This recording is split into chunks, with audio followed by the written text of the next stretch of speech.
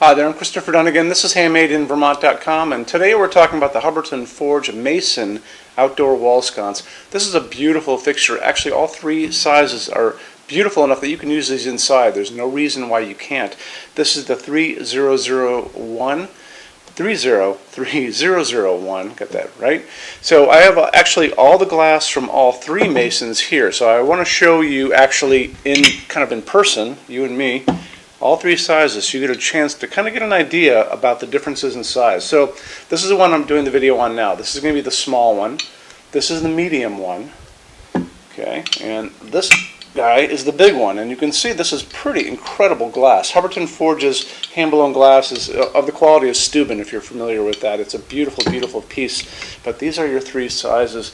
Let's hop into the size of this fixture by itself. This is 9.7 inches high. That's going to be the distance from the bottom of the glass to, and this is actually the fixture, to the top of this piece here. So you've got 9.7 inches high, 7.2 inches wide, and that's going to be this top part. Projection from the wall, that's the wall here, coming out to here is coming out at 8 inches.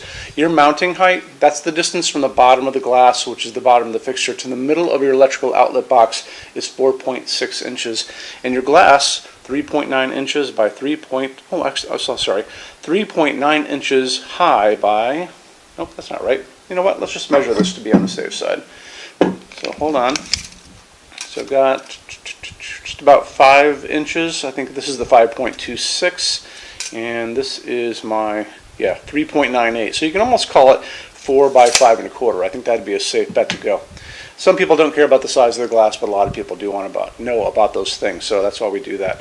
Let's get into more on the fixture. I want to show you more information about this, and how we do that is we're going to look at the installations instructions. So if you're on the page for this on Handmade in Vermont, look over on that side of the screen. Midway down, you're going to see a link. It's going to say, click here for installations instructions PDF. So open that up for me. It is going to show you lots of information, like a full parts list. It's going to show you lots of information about this, and this is really important for a lot of people. The back plate on this is, let's just get this straight here. So I'm going to call it 4.5 inches wide, and the height is just a smidge over 5 inches. And that's this bigger part. And you'll notice this indents just a little bit. And the reason for that is on the top and the bottom there are screw holes. And those are going to be able to use this. This is a mounting bracket. You'll see this in that parts installations guide, and they have the same screw holes. This fits into the back, kind of like a candy box. Remember the Whitman's candy boxes from when we were kids? So that's how that's going to work. You're going to have some little rubber washers that are going to fit on this too, so water's not going to get inside.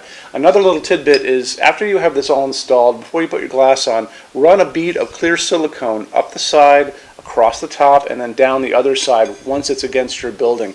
That way it'll keep any moisture or rain or whatever from getting in the back. The fixture will be fine, but what could happen is some of the electrical parts on your house or your building could get wet inside of here, producing rust, and that can kind of run down the building, and you don't want that.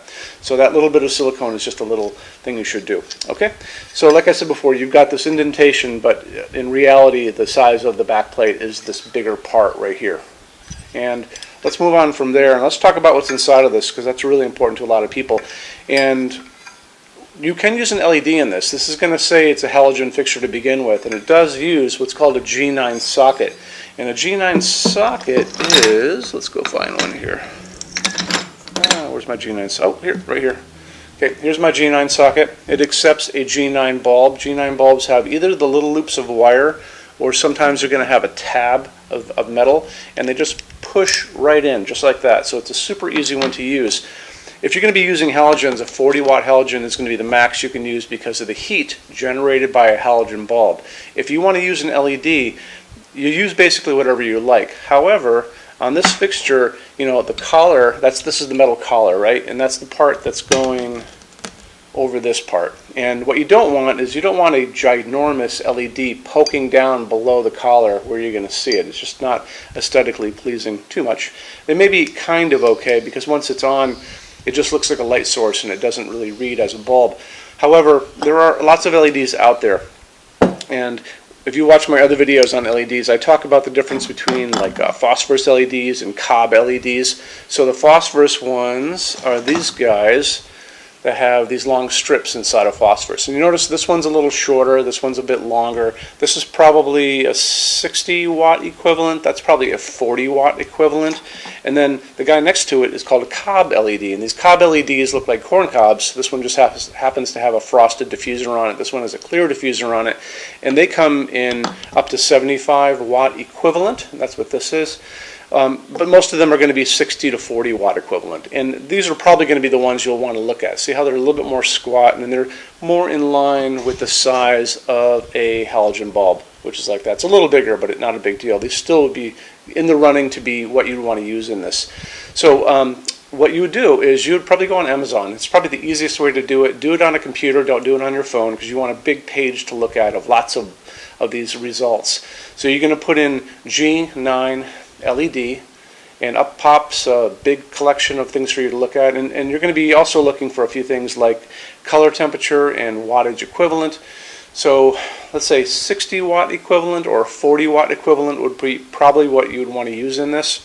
And then the color of light I talk about all the time, 2700 Kelvin, that's a setting sun look, very pretty. Way on the other side of that is called daylight, which sounds warm, but it's not. That's like a cold hospital waiting room light, and that's going to be 4,000, 5,000, 6,000 Kelvin on that Kelvin scale. In the middle of all that is what we call daylight. Daylight is a warm white. That's what we use in our showroom. That's what I use in these fixtures in our showroom, and it looks just like this nice incandescent light we all grew up with. Remember this? And that's going to be 3,000 Kelvin. So what you'd probably want to do, I don't necessarily think it matters if you do dimmable or non-dimmable, because you're probably not going to be dimming these unless you have them on a back porch or a screened-in porch or something, and that would be a place you'd probably maybe want to dim them. But anyway, most of the time you're not. So let's say a 3,000 Kelvin, 60 watt equivalent G9 LED, and put that into that search bar, and I think that'll take care of it. They only use aircraft-grade aluminum to make all of their outdoor lighting, and the reason they do that is because aluminum holds up better than any other material in harsh, extreme weather. When you go out and you're out in the world, look up and you'll see those jet airlines flying up there way above your head. They're all made out of aluminum for a reason, because it holds up beautifully, it welds beautifully, it doesn't rust, it's very light, and it's just the best material to use outside.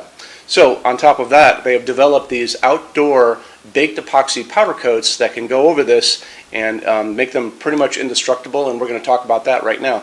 So how they do this, you'll notice in the picture next to me, there's a picture of a woman, and she's actually shooting powdered finish at the fixture. And they take the fixture, let's say this is the fixture to begin with, okay?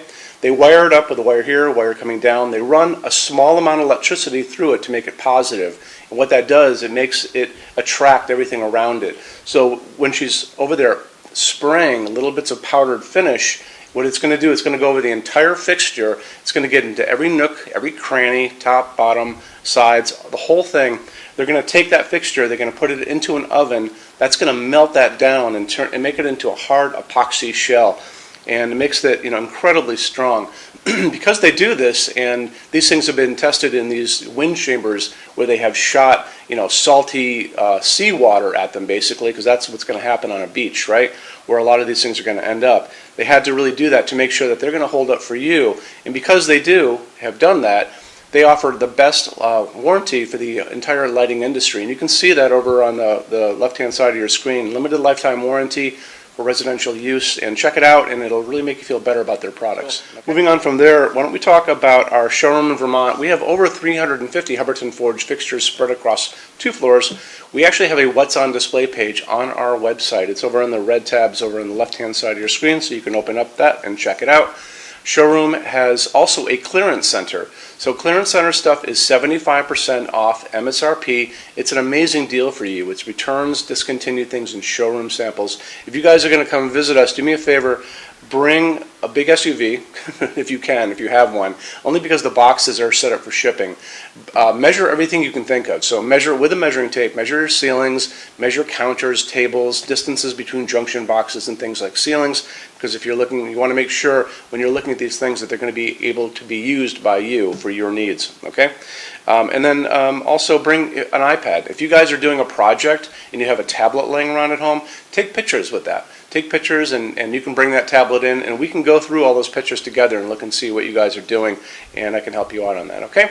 So when you buy your Hubbardton forged fixtures from HandmadeInVermont.com, shipping is free to every state except Alaska and Hawaii. No tax if we ship out of the state of Vermont, and we're the only dealer with 90-day returns and no restocking fees. No one else does that. Some larger items, generally big things on pallets and custom things, are going to be non-returnable. We'll always tell you that on the page for it, so just keep your eyes peeled for that. And then on top of all that, we offer a rush program. So in order for you to get all of these different finishes, Hubbardton Forge doesn't stock. It takes generally about 3 to 4 weeks to get product out. We can cut that time in half, and it is super, super inexpensive. A lot of people don't even know about it. If you want to know about it, the best thing to do is just drop me a quick email, sales@HandmadeInVermont.com, and we spell out the word Vermont. You can also call 802-446-2400 during business hours. And so I'm here every day except Sunday from 10 a.m. to 6 p.m. Eastern Time if you guys want to talk to me. And then you can email us 7 days a week at sales@HandmadeInVermont.com, and we spell out the word Vermont. So I think that kind of wraps things up on this. You guys have any questions at all, let me know. Thank you for stopping in today. Take care. Bye-bye.